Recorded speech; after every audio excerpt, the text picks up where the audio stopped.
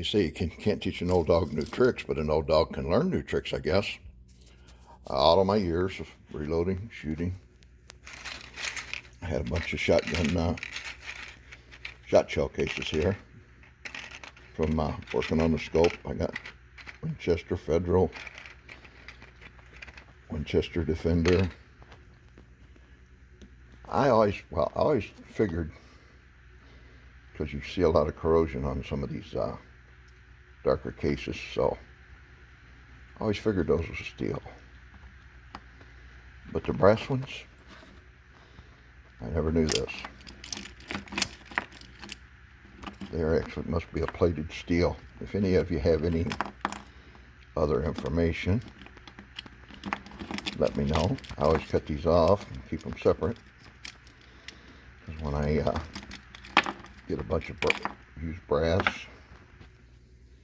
like so, I'm starting a new box. I just got rid of a batch of it.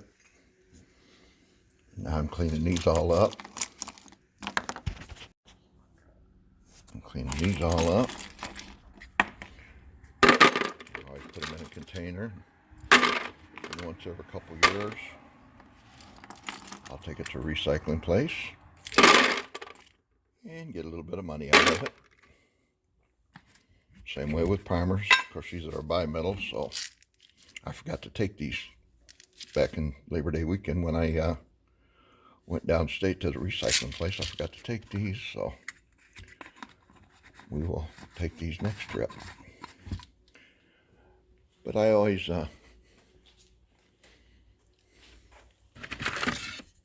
these are aluminum, which is basically useless. A couple empty cans.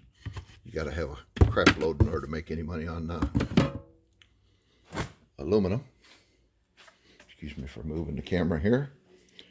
But when I went down for Labor Day, I took, this box was over 3/4 full.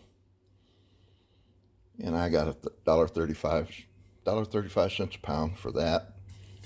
I can't remember what it was. I took some steel down there, steel cases, and of course some of these things.